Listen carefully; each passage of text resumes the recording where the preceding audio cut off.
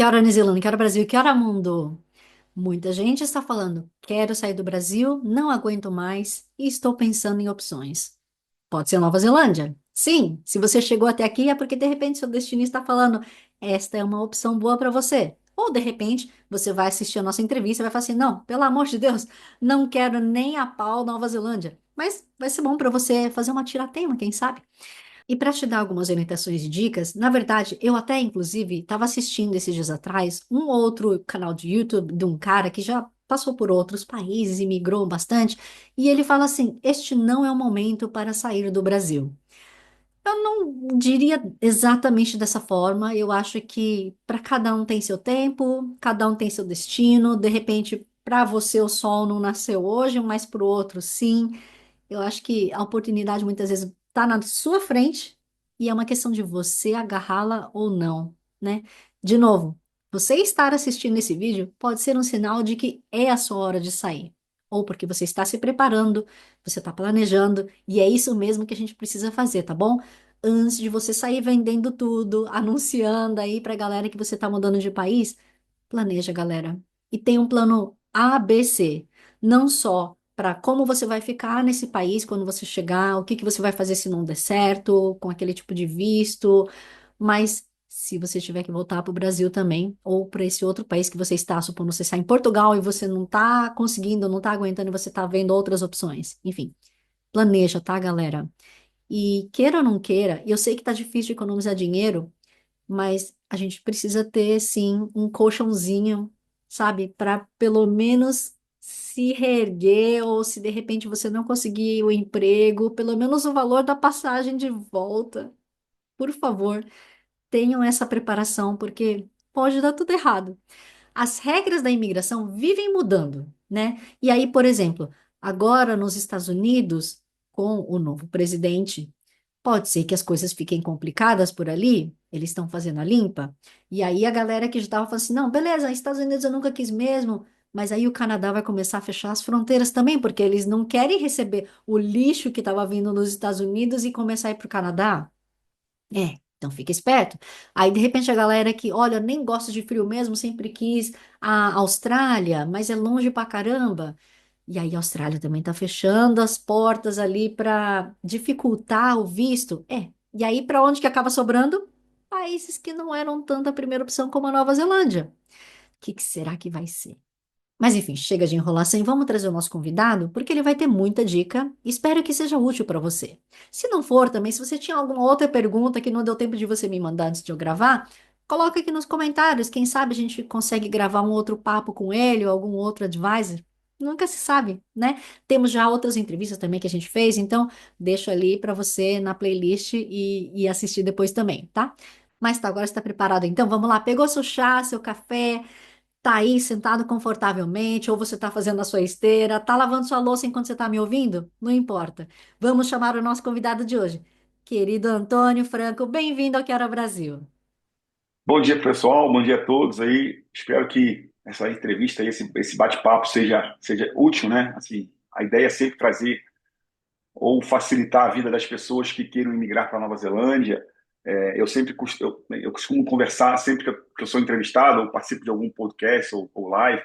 Eu sempre falo o seguinte: eu bati muita cabeça, porque quando eu cheguei na Nova Zelândia em 2003, você não tinha acesso a tantas informações, você não tinha nenhum brasileiro que fosse consultor de imigração. Você não sabia nem onde, assim, mesmo que você quisesse buscar alguma informação, você não sabia nem aonde você deveria buscar, de onde você deveria partir. Até porque, naquela época, pra você ter uma ideia, o consultor de imigração, o Immigration Advisor, nem era regulamentado. Então, assim, eu tive que bater muita cabeça. Aqueles que desejam imigrar, não adianta, no final das contas, a gente sempre bate um pouquinho de cabeça, sempre passa uns apertos. Mas a ideia é realmente trazer informações para que essas pessoas passem menos apertos do que nós passamos, né? Sabendo, entendendo as regras, entendendo que vocês hoje têm uma imigração muito mais comunicativa com o público, um material disponível, né, online ali pelos sites do governo, muito mais informativo do que na época que a gente viveu na Nova Zelândia ali logo no início da nossa jornada. Então essa é a ideia. Espero que seja bem útil aí para todos que estejam nos assistindo. Exato. O Antônio falou bom dia e a gente aqui que está no bom dia, mas ele para ele na verdade boa tarde, porque ele está no Brasil. Você está em Vinhedo? Isso, eu sou de Niterói, né? E em 2003 a gente resolveu ir para Nova Zelândia. Eu fui primeiro na época, alguns meses depois minha esposa, que na época era minha noiva, foi, a Juliana. Eu falei para ela, eu falei, vamos combinar, a gente combinou assim, deixa eu ir primeiro, ver, né? Porque naquela época, se tem ideia, assim, não tinha ninguém que trabalhasse com Nova Zelândia. Eu me matriculei numa escola e eu tive que ligar para fazer uma matrícula diretamente com a escola, porque nenhuma agência de educação, por exemplo, aqui no Brasil, trabalhava com a Nova Zelândia. Mas por que que Então, você assim, escolheu Nova Zelândia? eu costumo dizer que foi a Nova Zelândia que me escolheu. Essa história é muito engraçada. Eu já estava bastante frustrado com o Brasil, assim, eu sou formado em comunicação, publicidade e tenho um MBA em marketing corporativo. E eu trabalhava para uma empresa, né, e eu já vinha trabalhando há muito tempo. O Rio de Janeiro, naquela época, já era um estado quebrado. Depois ele ganhou uma sobrevida com a questão do petróleo, da bacia de Campos, ali, com os royalties do petróleo, que deu uma maquiada, mas já era um estado quebrado. E assim, a gente trabalhava demais e ganhava muito pouco. E eu estava cansado daquilo. E aí eu comecei a pesquisar a possibilidade de ir embora. E eu não falava praticamente nada de inglês naquela época. Praticamente nada não, eu não falava nada. Depois eu até fiz um curso de um ano e meio antes de ir, mas o inglês era muito, muito básico.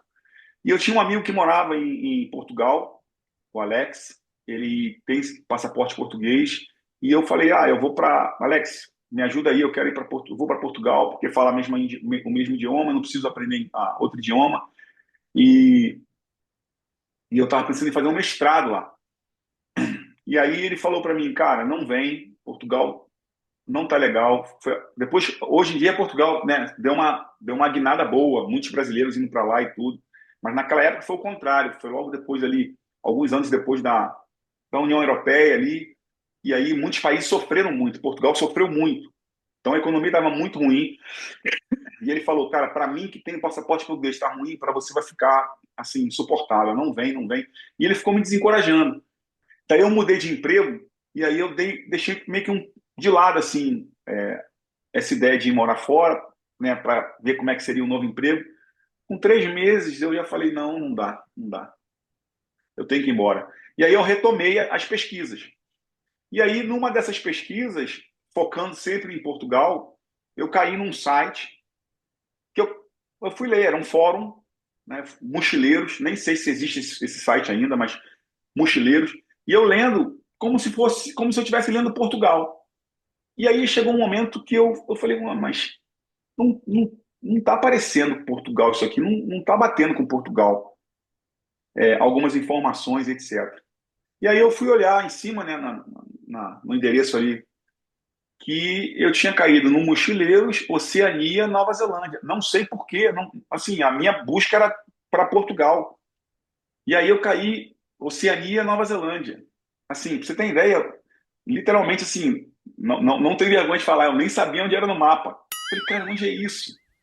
E aí eu comecei a me interessar, eu falei, nossa, esse país é interessante. Comecei a ler. Assim, eu li, eram mais de 100 páginas. Acho que eu li em 2 dias, eu li tudo.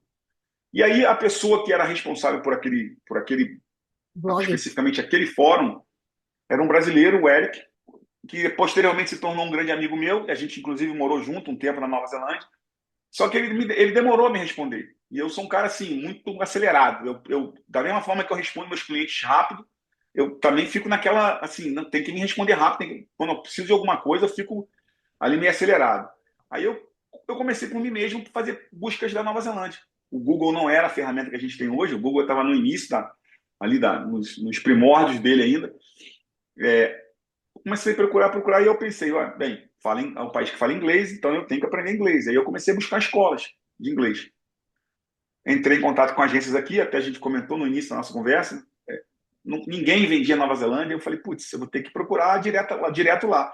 Fiz as pesquisas e encontrei algumas opções de escolas, fui afunilando as opções, até que eu cheguei em umas, talvez 2 ou 3 escolas ali, e aí eu mandei mensagens.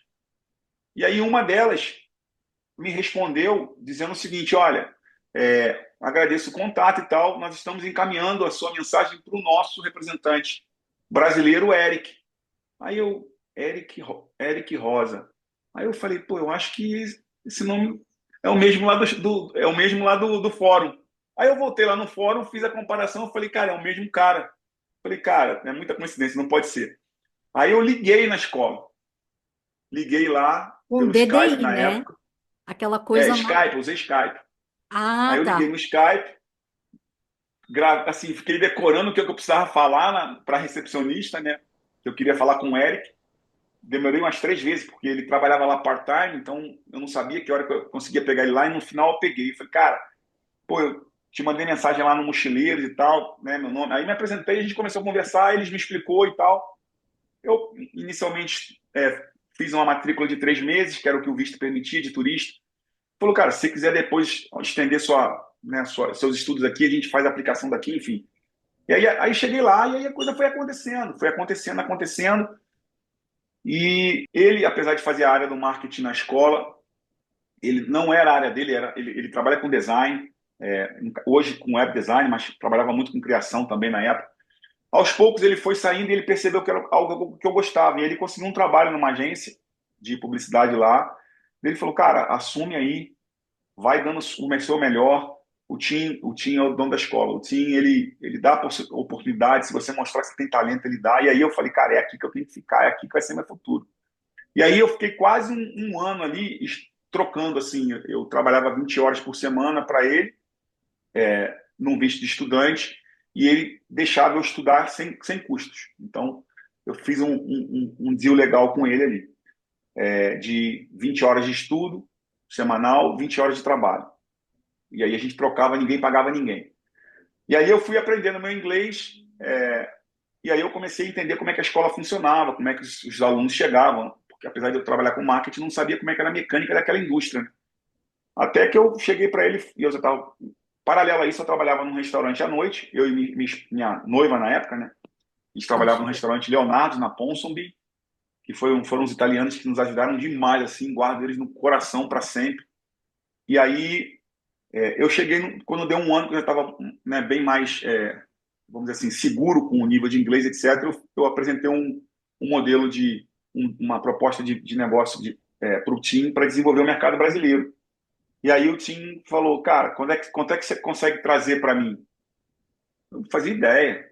Falei, sei lá, 200 mil, 300 mil, chutei, né? Falou, então vamos fazer assim, eu vou te dar um visto de um ano, e aí depois de um ano a gente conversa novamente. Só estou tentando lembrar, porque faz tempo, né? Eu comecei a trabalhar, comecei a trabalhar e tal. Tinha uma agência local que eu já fiz contato rápido, que começou a me mandar ali pingado, um aluno ou outro e tal. Só que, assim, eu estava tendo dificuldade até porque a Nova Zelândia não estava na rota do intercâmbio naquela época. Mas aí, o que aconteceu? Uma escola muito próxima da nossa fechou na época. E tinha, sei lá, uns 30 alunos brasileiros na escola. E quando uma escola na Nova Zelândia fecha, o governo assume. Ele vai lá e fala, olha, né, o seu dinheiro, o restante do dinheiro de você está com a gente, que é a Public Trust, né, junto com a NZQA, a gente tem essas opções aqui de escolas para vocês que estão aqui, não vai mudar a rotina de vocês, estão aqui próximas. E nós fomos uma das escolas escolhidas na época para assumir, para absorver esses alunos. E aí a gente absorveu os alunos, eu peguei esses 30 alunos já logo na primeira semana, separei eles por agências. Na verdade, eram 2 ou 3 agências, todos os alunos juntos. Mas a maior parte deles, tipo assim, dos 30, 20 alunos, era de uma única agência. E aí eu fui conversando com eles, demorou um pouquinho, mas assim, eu organizei ligações deles com a família para explicar o que estava acontecendo, mostrei a escola, assim, todo o suporte, né? E aí também fiz com a agência. E aí eu fui atrás da agência, eu falei, cara, quem que tá mandando, quem que mandou vocês para cá? E aí, eu não sei, não vou ficar fazendo publicidade, porque não é necessidade, mas uma agência que foi a primeira agência que realmente começou a trabalhar comigo, que era de Porto Alegre. Aí eu entrei em contato com eles, aí eu entrei em contato com o Edson, né, que também se tornou um grande amigo meu, de longa data. E aí eu expliquei para ele, na hora ele ficou um pouco confuso, assim, o que está acontecendo? Eu falei, cara, fica calmo, os alunos estão bem. Mandei vários vídeos da escola, dos alunos, expliquei, enfim, botei o Tim para falar com ele também, o dono da escola. Falei, cara, a escola de vocês está... E aí o legal foi que o feedback dos alunos estavam dizendo assim, pô, essa escola é melhor que a outra. né, em estrutura e etc. Então foi bom. Daí eu falei, cara, o que que a gente pode fazer para começar a trabalhar juntos, né? Para você começar a mandar alunos para mim, porque agora a outra escola não existe mais. Ele falou, não, eu não tenho nem opção, eu vou mandar para você, porque eu não tenho contrato com nenhuma outra escola. Eu mandava para lá porque aquela escola foi a escola que eu estudei quando eu morei aí. E aí ele começou a me mandar, e começou, né? Isso foi logo assim, no início do ano ali, fevereiro, março. E a gente tem, na data da educação internacional, dois calendários, que é tipo março e setembro. E aí sempre tem as feiras internacionais. E aí ele chegou para mim e falou, Antônio, nunca ninguém bancou a gente aqui na feira, nossa agência está começando, você não quer pagar o stand para a gente não? Eu falei, cara, pago, mas quantos alunos você me manda? Eu falei, cara, se você me... Vou chutar algo assim, próximo, que eu não lembro o número exato. Se você fechar com a gente, nos próximos 12 meses eu te mando pelo menos 100 alunos. Eu falei, então vamos. Aí era tipo US$ 3.000 a feira na época. Aí eu comecei com o Tim, o dono da escola, ele aceitou. E aí eu fiz a minha primeira, né, viagem internacional em nome da escola para começar a trabalhar. E aí a coisa começou a crescer, crescer, crescer. Aí a Nova Zelândia, aí, óbvio, também teve a parte do governo. Assim, na época era o governo aumentou o budget para promover a Nova Zelândia no mercado latino, especialmente no mercado brasileiro. Aí, assim, tudo foi acontecendo junto, né? E aí eu já comecei a fazer 2, 3 viagens por ano. Daí do Brasil eu já aumentei para Colômbia, México, Peru, assim, já comecei a crescer. Depois de 10 anos já estava vendendo para a escola ali 2,5 milhões de dólares por ano de alunos. Uau! A coisa aconteceu. A Nova Zelândia entrou na rota dos top 10 ali, do top 10 countries, né, de destination, pelo menos para o meu mercado. Chegou a ficar em top 5. E assim, a escola chegou a 3 mil alunos. Né? Hoje a escola não existe mais porque ele vendeu a escola para um grupo da Austrália, um pouco antes da pandemia, veio a pandemia, bateu. Eu nem sei se a escola, se o grupo da Austrália na Nova Zelândia existe ainda. O prédio está lá, o prédio continua sendo do Tim, né, do dono da escola, ele só alugou. Mas eu nem sei, já não tenho mais notícia, até porque já tem 8 anos que eu saí. Quando a escola foi vendida, e aí eu comecei a trabalhar. Por que eu voltei para o Brasil? Porque chegou uma hora que eu não aguentava mais a viajar. Assim, muitos países para cuidar. O meu filho mais novo, né, vai fazer 10 anos agora em março. Eu perdi o nascimento dele. Eu estava em viagem. Era para ele vir no final de março. Eu ia chegar dia 22, dia 23 de março eu ia chegar. Ele estava para vir no final de março. E aí ele resolveu vir no dia 21, um dia antes de eu chegar.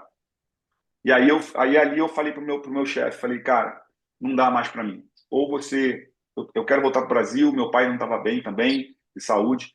Se você deixar eu voltar trabalhando para a escola, na época eu vendia 1 milhão, 1 milhão e pouquinho para a escola. Eu duplico, porque eu vou estar num fuso horário, eu não preciso ficar viajando tanto, a escola não vai gastar tanto com viagem. E realmente foi, em 2 anos eu dupliquei as vendas. E aí a escola resolveu, o time resolveu vender a escola. Na verdade, a escola já tinha sido vendida para um grupo neozelandês e o grupo neozelandês falou: não, isso aqui não é o nosso core business, a gente não entende disso, a gente o resultado está bom, mas a gente não tá, a gente está meio patinando, batendo cabeça. E aí veio esse grupo da Austrália e falou que era um grupo de educação e comprou. Quando eles compraram, eu já olhei e falei: isso não vai dar certo para mim, né? Pode dar certo para outros. Porque eles já começaram a tirar alguns programas que eram muito, muito bons para o mercado, que eram interessantes. E aí eu falei, eu preciso procurar alguma coisa. Como eu gosto muito dessa indústria, eu me apaixonei, né, pelo mercado de intercâmbio, educação internacional, eu falei, eu não me vejo trabalhando para uma empresa no Brasil. E aí resolvi fazer o curso de Immigration Advice, né? O curso era online, eu já estava no Brasil. E aí eu fiz o curso todo, ainda trabalhando ali meu último ano com a escola. E aí foi batata, assim, tipo, eu terminei o curso, a escola foi vendida, eles mandaram todo mundo do marketing embora. Eu já sabia que isso ia acontecer, estava tranquilo quanto a isso, porque aí eles centralizaram o departamento de marketing deles na Austrália. A Austrália já vendia para todos os países. E aí eu comecei com um visto de estudante. Como eu já tinha a indústria, eu tinha network, para mim não foi difícil mudar. Então eu só mudei a função dentro da indústria. E aí eu continuei, os agentes me mandavam alunos, nem todos eles, obviamente, porque muitos deles têm no departamento de vistos. Comecei aplicando muito visto de estudante inicialmente, né? E aí eu fui crescendo, crescendo.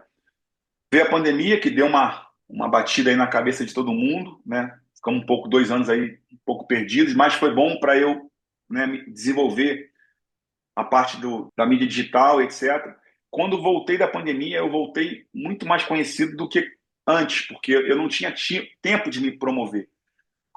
E aí eu voltei e, assim, hoje, graças a Deus, 99,99% dos meus clientes são indicações. Se são indicações é porque eu tenho feito um bom trabalho com toda humildade, assim. Eu tento dar o meu melhor. É, e aí é isso. Então, desde 2016, assim, eu comecei de verdade, eu comecei a estudar em 2016, mas eu comecei a trabalhar de verdade como Immigration Advisor em 2017. Então, desde 2017 até agora é o que eu faço. E aí, eu estou me preparando agora para começar com a Austrália. Eu tô, começar o meu curso para também pegar o registro da Austrália. Eu queria só que você voltasse um pouquinho para trás na questão de que você chegou então com visto de turista, conseguiu sponsor, e aí dali, como que foi a sua trajetória? Você conseguiu aplicar para Boa. residência? Então, boa. Quando ele falou para mim, quando o Tim falou para mim, eu vou te dar um visto de trabalho, eu não fazia ideia. O que é isso? O que é um visto de trabalho? E aí, um professor na escola, eu comentando com ele, assim, não sei, eu nem sei porque eu comentei com ele. Ele falou, cara, o meu primo é consultor de imigração, é Immigration Advisor. Eu vou te levar lá. Aí ele me levou lá ele era filipino, filipino de descendência, né? Já tinha nascido na Nova Zelândia. E aí ele me levou lá, e aí eu falei para ele, falei, olha, cara, eu tenho isso aqui que a escola me deu para aplicar um visto de trabalho. Daí o cara foi me orientando, me orientando, me orientando, e aí eu mostrei minhas qualificações, meu histórico de trabalho no Brasil e tal. Ele falou, cara, você vai aplicar o seu visto de trabalho e na sequência você vai aplicar para sua residência. Eu falei, mas como assim? Eu, 1 ano e meio de Nova Zelândia? Ele falou, não, porque a única coisa que você não tem é o IELTS. Eu falei, eu nunca fiz a prova do IELTS, mas eu estava na Nova Zelândia há um ano e pouco, entre 1 ano e 1 ano e meio. Ele falou, você consegue tirar 6,5 no IELTS em 4 meses? Porque esse é o tempo que a imigração vai te dar para entregar todos os documentos, porque a sua EOI, a EOI é o Expression of Interest, né? Naquela época você aplicava e a cada 2 semanas a imigração puxava lá as aplicações. Ele falou, é certo que você vai ser chamado, é certo. Então você tem 4 meses a partir do EOI sendo escolhido para fazer a prova do IELTS. E aí, cara, eu naquela correria entre trabalho, estudo, comecei a estudar, porque eu já não podia mais estudar na escola, porque eu estava trabalhando full time, não tinha tempo. E aí a escola, peguei lá com a coordenadora do curso, ela me deu um monte de material de preparatório do IELTS, eu fiquei em casa treinando, treinando, treinando, treinando. Eu fui fazer a prova, faltava a última prova, a última data antes dos 4 meses. Estava tudo pronto para entregar, só faltava a prova. E aí eu tirei 7,5 na época, Uh, pelo speaking, porque o writing não foi bem, mas o speaking, eu caí um tema que era legal, que para mim era esporte, contar um momento que marcou minha vida no esporte. Aí eu contei da Copa do Mundo de 94, que foi a primeira Copa do Mundo que eu assisti. Então, assim, aquilo ali eu contei muito, muito excited, né? Então, ela me deu a nota lá em cima no speaking, e aí ele subiu a nota de tudo. E aí eu apliquei para residência.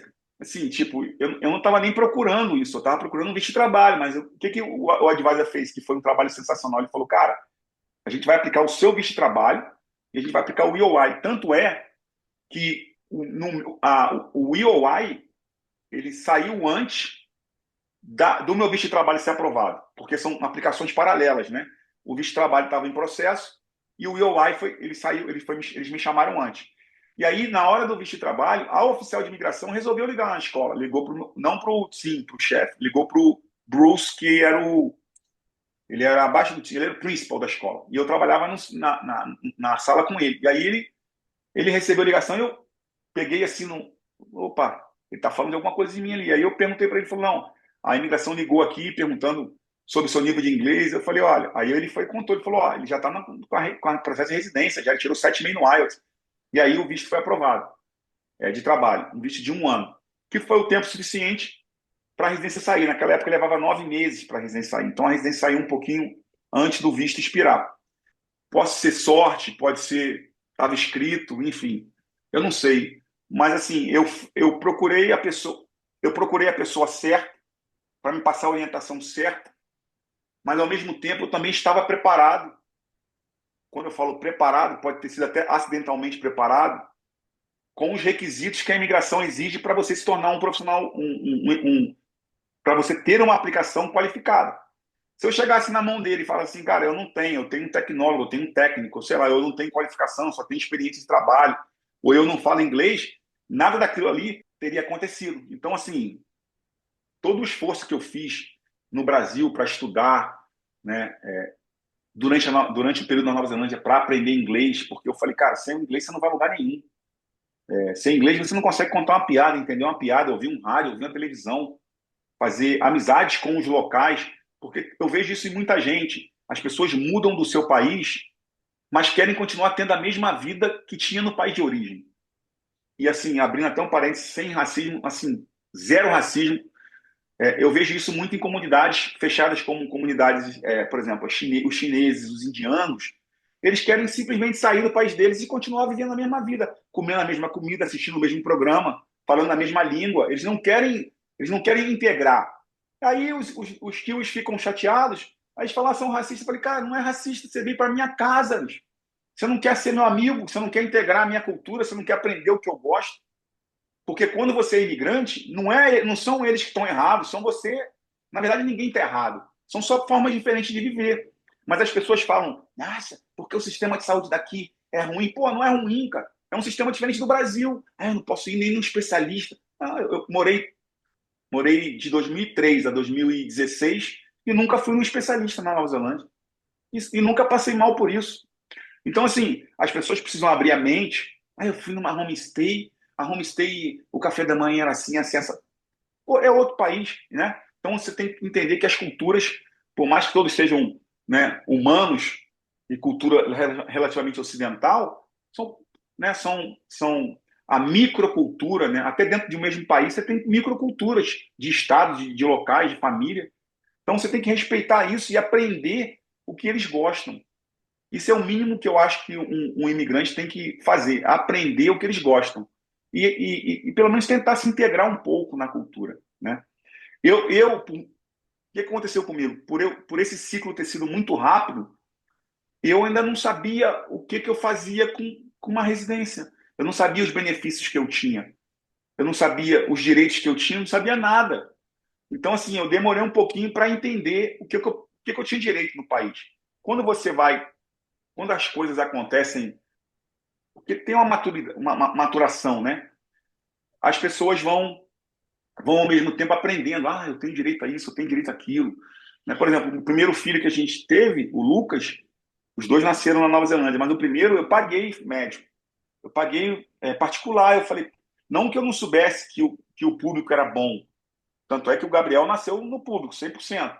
Mas eu fiquei com medo, por quê? Porque no Brasil tudo é particular, você não pode confiar 100% no público, né?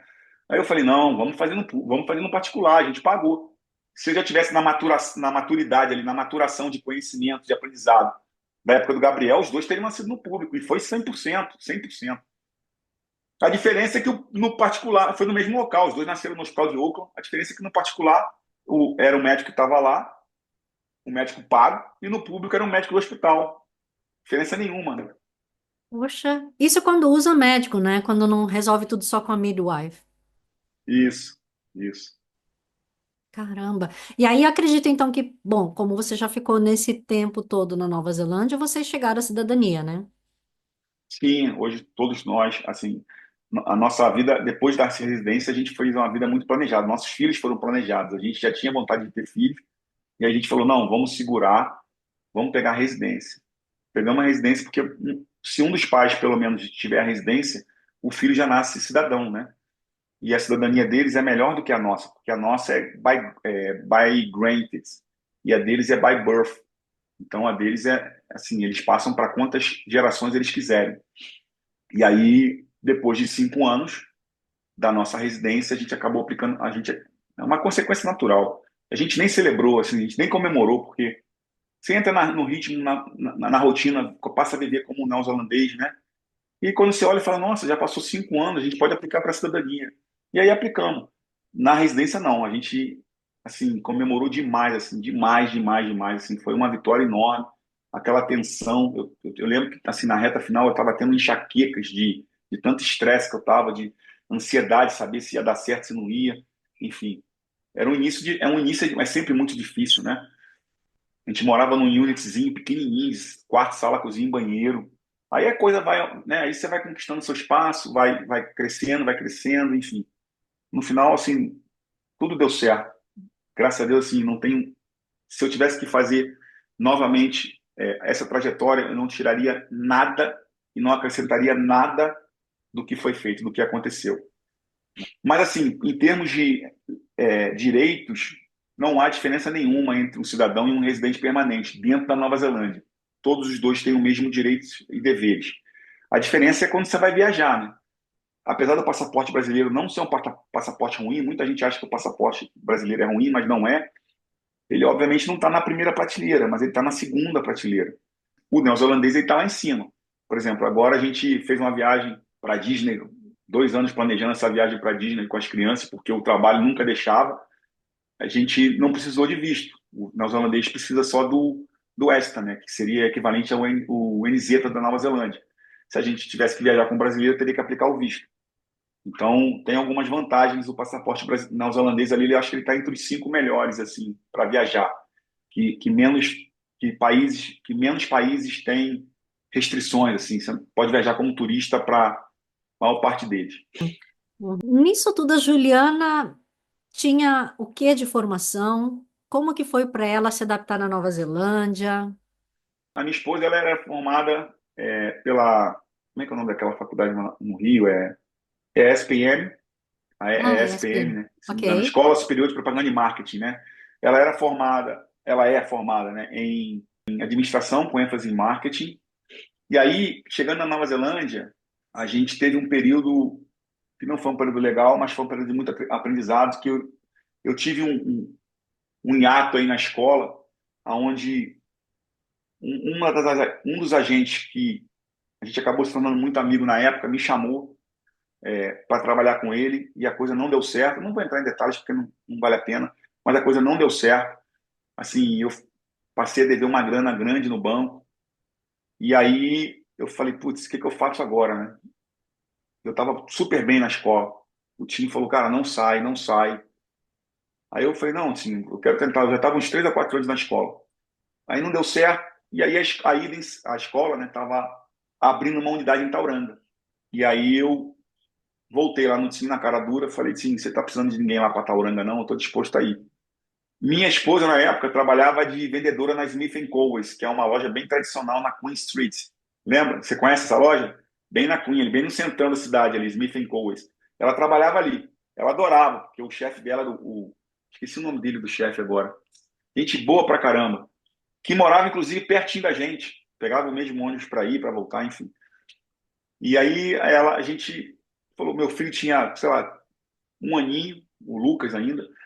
Aí ele falou, não, a gente está precisando realmente. E aí eu me mudei para Tauranga. Morei em Tauranga 2 anos. Foram maravilhosos. Amo a cidade, amo. Assim. Tauranga é espetacular.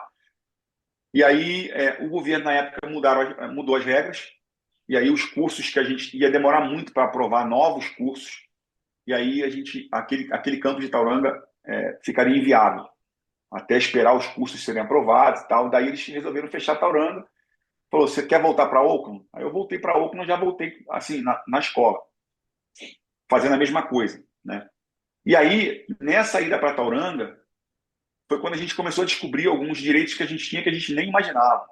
Porque eu falei, pô, Juju, você precisa trabalhar, minha esposa precisa trabalhar, né? Ela queria trabalhar. Ela falou, pô, não aguento mais ficar em casa. Eu falei, só que Tauranga, naquela época, a gente chamava a cidade do 10 dólares, porque o salário mínimo era 10 dólares a hora e eles só pagavam 10 dólares para todo mundo. Não sei se hoje é assim, não acredito que não seja. Tauranga cresceu bastante. E ela estava com dificuldade, porque as pessoas, mesmo como residente, né, as pessoas iam falar, a gente tem aqui um shift de fim de semana, enfim. Só horários meio assim ruins, né? E a gente falou, pô, a gente não precisa mais disso, né? A gente a gente tem a residência, que viver uma vida normal ali, de segunda a sexta, fim de semana, família. Quando a gente foi deixar o Lucas no daycare, o daycare começou a passar um monte de coisa para a gente que a gente não fazia ideia. Falou, olha, se você estiver estudando, o governo te ajuda a pagar o daycare, te ajuda a pagar o aluguel, te ajuda a pagar um monte de coisa, só para você estar estudando full time. Aí a gente, como assim e tal, né? Aí a gente foi no Working Come, o Working Come confirmou tudo isso. Eu falei, Juju, então vai estudar. Não quer fazer nada, vai estudar, porque trabalhar para pagar é mais fácil você estudar e a gente receber. E aí ela começou a estudar desde do base ali, do level 4, se não me engano, cursos de early childhood, porque ela gosta muito, ela sempre lidou muito bem com criança. E aí ela acabou mudando de carreira, né, ali na Nova Zelândia, uma situação que nos levou obrigatoriamente a mudar de cidade. Ela foi para começou a estudar, fez o level 4, depois fez o level 3, depois o level 4, level 5. Aí, como ela já tinha faculdade, ela não precisava fazer o Six, ela podia ir direto para o Seven, que era um ano. E aí ela fez todos esses levels de Early Childhood. E aí ela começou, já ali pelo 4 ou 5, ela já começou a trabalhar numa pré-escola. Aí ela pegou gosto por aquilo, né?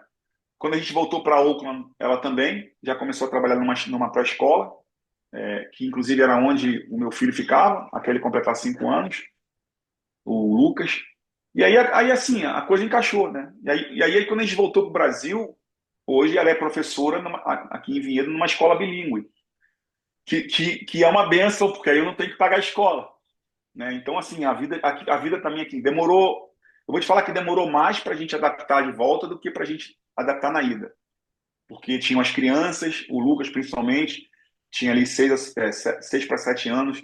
Ele sofreu bastante o primeiro ano, porque ele não falava português direito, foi educado na Nova Zelândia. A criançada brasileira tem uma malícia, né? O neozelandês não tem, então ele ficava perdido, sofreu muito bullying na escola, psicólogo em cima dele, enfim. Foi alguns anos ali, foi pelo menos um aninho ali hoje ele está feliz da vida, né? Tem os amigos dele, enfim, está super bem. Mas a nossa vida aqui encaixou de uma forma que a gente fala, cara, eu trabalho por conta própria. Hoje, por exemplo, eu decidi trabalhar de casa. Eu tenho meu escritório, que eu vou andando, não dá 10 minutos andando da minha casa. Em vez de eu falar, eu quero ir para o meu escritório, eu quero trabalhar no escritório, eu quero trabalhar de casa. Para o meu trabalho, óbvio, tem dia que eu trabalho 14, 16 horas, mas tem dia que eu trabalho 8, 6 e tá bom. Assim, eu faço meu horário, óbvio, dentro de uma demanda que eu tenho que atender. Pô, tô com meus filhos o dia inteiro, só abro a porta aqui, quero dar meia hora de descanso. Eu vou brincar com meu filho de basquete aqui atrás, ou de ping-pong, ou de totó. Enfim, não está ruim a vida aqui. Por mais que o Brasil, né, não se compare à Nova Zelândia, né, em termos de qualidade de vida, Vinhedo é uma cidade que é um pouquinho fora da curva, né, em relação à qualidade de vida aqui. E assim, a minha vida não está ruim. Se um dia ficar ruim, se um dia a gente chegar ao consenso de que não vale mais a pena ficar aqui, eu volto para Nova Zelândia. Bato aí, ó, tô voltando. New Zealand, tô voltando.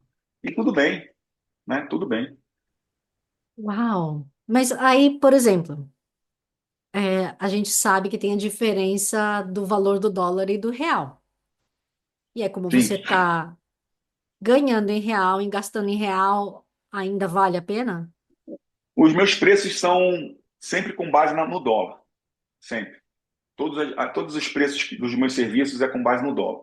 Aí, se o cliente prefere pagar do Brasil, e eu converto para ele, eu recebo tanto na Nova Zelândia quanto no Brasil. Eu tenho conta nos dois países. Mas aí eu faço a conversão e falo, olha, se você quiser pagar no Brasil, você paga no Brasil, né? Em relação a isso, é tranquilo. Então você mantém uma empresa, um NZBN aqui? Não, eu não tenho. Não, eu preferi, como eu não moro mais na Nova Zelândia, a minha empresa é registrada no Brasil. Eu declarei para o IRD que Você eu não saiu. sou mais, eu saí da Nova Zelândia, eu sou non-resident tax, alguma coisa, eu esqueci agora o termo exato. E É. aí tudo que eu declaro de imposto, eu declaro aqui no Brasil. Porque agora e aí eu tive que fornecer o meu CPF para a Nova Zelândia porque agora os países estão ficando cada vez mais integrados, né, para evitar justamente a sonegação fiscal, enfim. E a Nova Zelândia, eles sabem que eu declaro tudo aqui. Antônio, agora que você já contou um bocadinho de você, muito obrigada.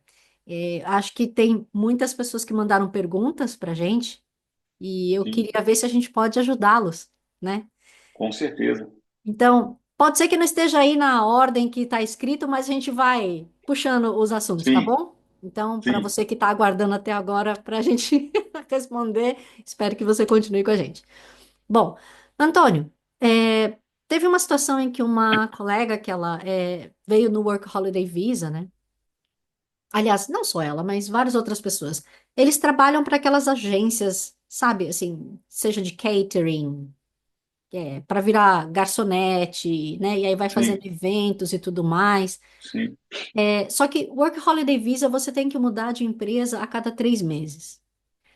Como é que funciona nesse caso? Porque você está, digamos, vinculado a essa empresa que presta serviço para várias outras. Você também tem que trocar essa agência a cada 3 meses? O que você tem que trocar é o NZBN, né? Que é o New Zealand Business Number. Se a empresa não pode ter o mesmo New Zealand Business Number. Hum, Se, por exemplo, ele trabalha para uma empresa de catering, e essa empresa, ela, na verdade, é uma empresa que fornece e presta serviços para, como se fosse aquelas empresas de contractors, né? Que vai indicando para vários diferentes clientes, que são outras empresas. Cada empresa dessa tem um New Zealand Business Number. Então, você não teria essa preocupação de ter que cumprir 3 meses em cada uma delas. Mas se você trabalha só para uma empresa, um único business number, você só pode trabalhar nela por 3 meses. Só que o que muita gente não sabe, e até eu mesmo não sabia há pouco tempo, porque o Working Holiday Visa, ele é um visto que ele não é muito olhado pelos immigration advisors. A gente não olha muito para esse visto. Por quê? Porque a gente não aplica esse visto.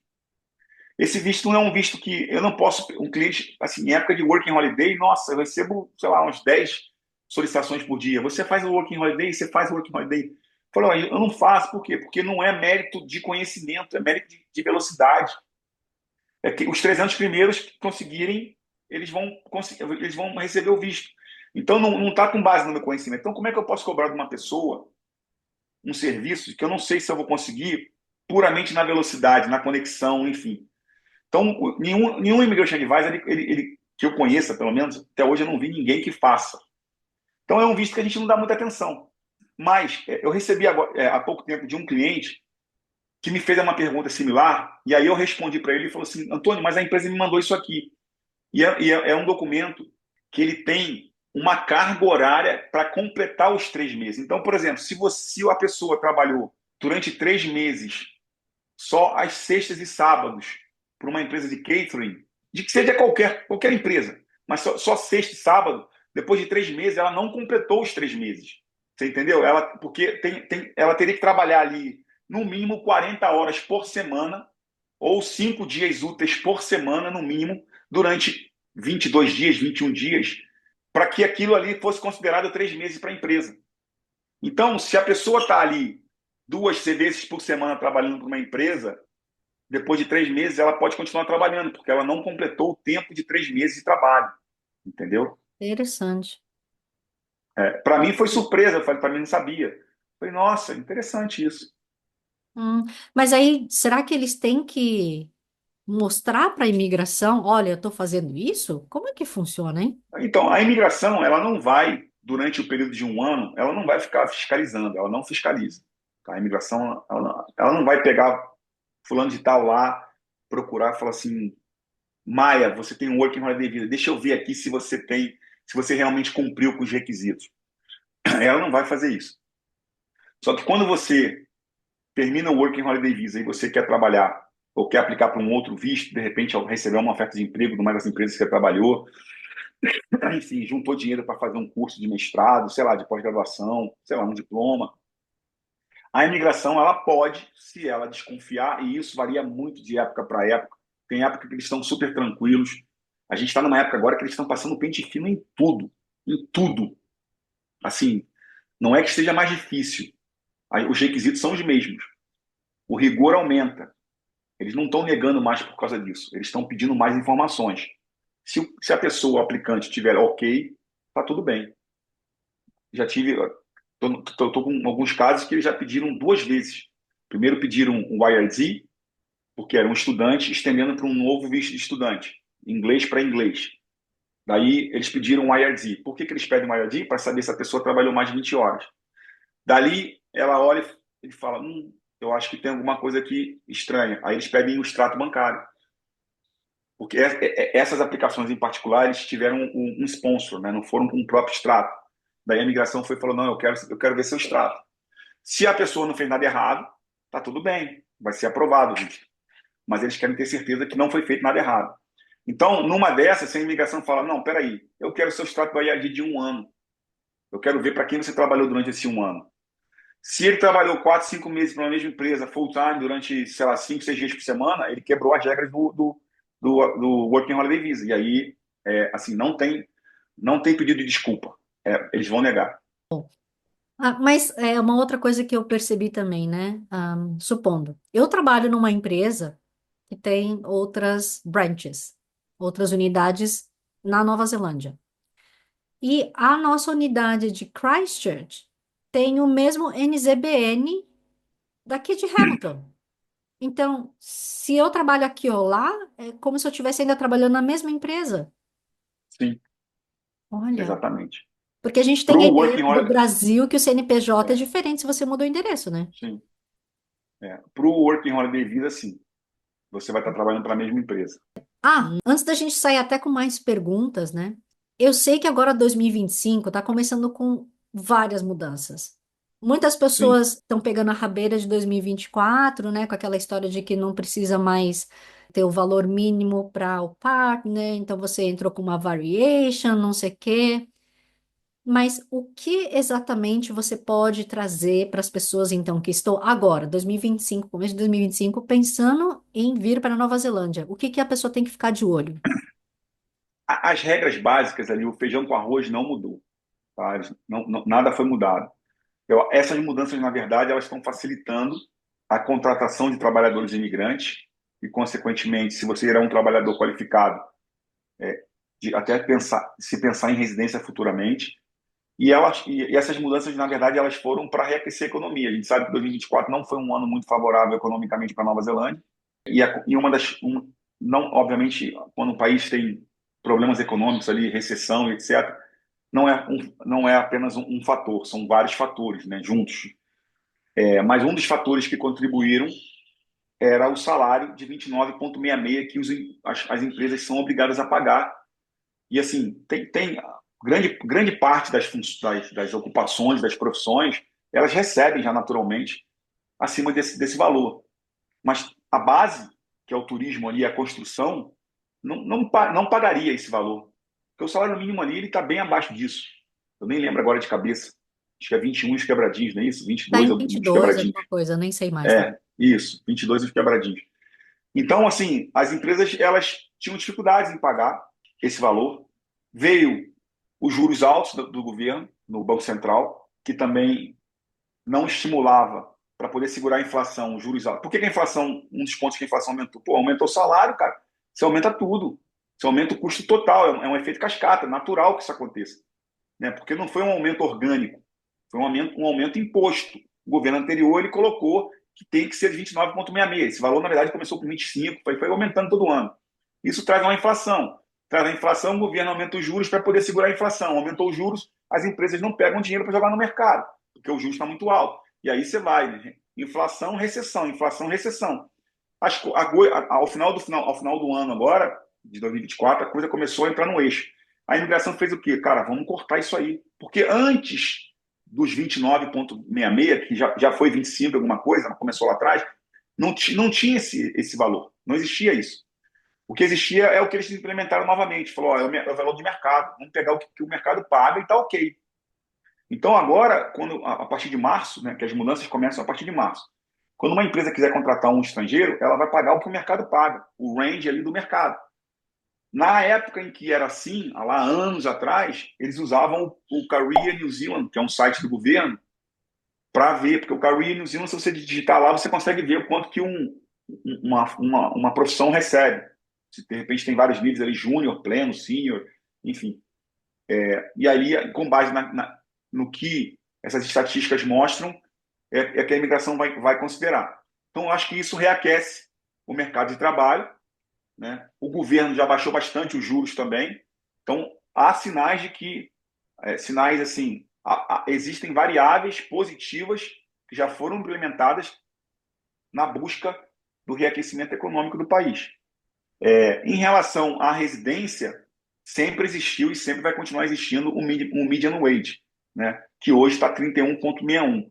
Mas, por exemplo, eu tenho uma cliente que trabalha numa função, numa ocupação considerada qualificada, é ANS com nível, se não me engano, nível 2, só que ela não ganha os 29,66. Então, o tempo de trabalho dela para a residência não está sendo contado, porque ela tem um visto de partner, na verdade. O visto dela é aberto. Então, a empresa pode pagar menos do que o 29,66, porque é visto de partner. E aí ela está 1 ano e meio trabalhando já, ela poderia estar ganhando o tempo, ela precisa de 3 anos, porque ela tem um bacharel, para chegar na residência, aplicar para a residência. E esse 1 ano e meio não está sendo contado. Por quê? Porque ela não ganha os 29,66 e a empresa falou que não vai pagar os 29,66.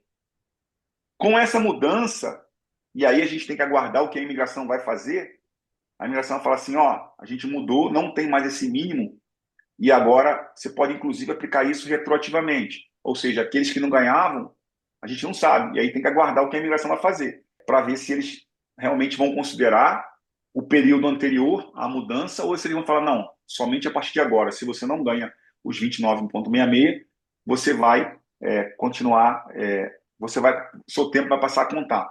A gente tem que esperar para ver o que a imigração vai fazer. Mas essa é uma das mudanças muito positivas que eu vi, né? Tiveram também, por um bom tempo, eles tinham colocado aquela restrição ao visto de partner de ter que trabalhar para um empregador accredited e também ganhar o mínimo de 29,66. Isso no final do ano passado já foi removido. Então, qualquer visto de partner. Na verdade, sim, essa restrição era para um visto de partner apenas dos partners que tinham o partner de suporte com o Accredited Employee Work Visa.